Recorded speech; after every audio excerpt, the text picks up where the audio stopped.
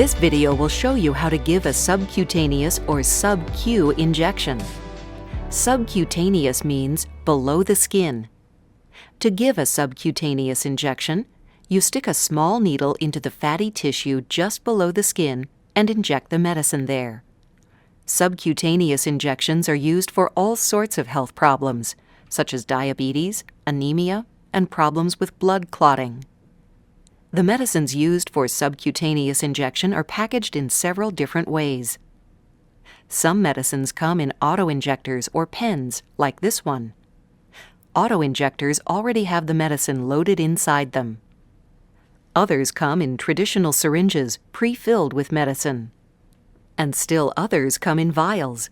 You withdraw the medicine you need from the vial each time you give yourself an injection. Even the medicine can come in different forms. Most of the time, the medicine comes in liquid form. Sometimes, however, the medicine comes as a powder. This has to be mixed with a liquid, such as saline or distilled water, before you can use it. If your medicine needs to be kept in the refrigerator, it's a good idea to let it come up to room temperature before giving yourself the injection. The injection might be more painful if the medicine is cold. Start by washing your hands with soap and warm water. Before giving the injection, check your supplies to make sure you have everything you need. You'll need alcohol pads or cotton swabs dipped in rubbing alcohol, a disposable syringe, the vial of medicine you'll be using, adhesive bandages, and a container to safely get rid of the used syringe. Sub-Q injections can be given in different places, like the upper arm, upper thigh, outer hip, or the abdomen. It's important to avoid giving the injection in the exact same spot every time. You should avoid injecting any spot that's bruised, tender, or scarred. The syringe is made of 3 basic parts: a barrel, a plunger, and a needle. The barrel has markings on the side. These help you measure the right dose. Insulin syringes, like this one, are normally marked in units.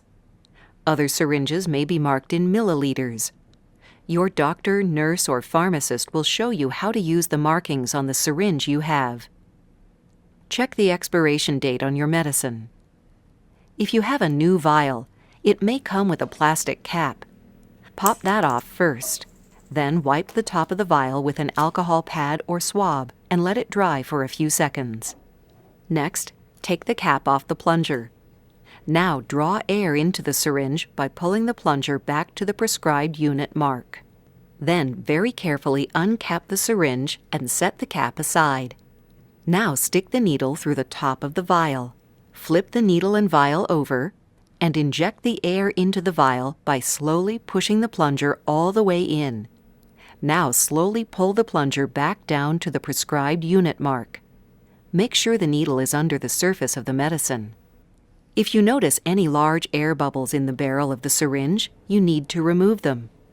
You do this by pushing the plunger in again, sending the medicine back into the vial. Then you slowly draw the right amount out once more. Clean the skin with an alcohol swab. Grab a pinch of skin between the thumb and forefinger of your other hand. Position the needle so it's pointing straight at the skin. With a firm, smooth motion, push the needle through the skin into the space between the skin and the muscle below. Shift your thumb to the plunger and slowly push it all the way in. Count to 3 to make sure that the syringe is completely empty. Then pull the needle straight out. Put the used syringe into a sharps container. It's easy to put needles in and hard for them to fall out. If you don't have a ready-made sharps container, you can make one using a jar or bottle made of stiff plastic with a screw-on cap. One example is a detergent bottle. Label it very clearly as dangerous. Anyone who sees it will know to leave it alone.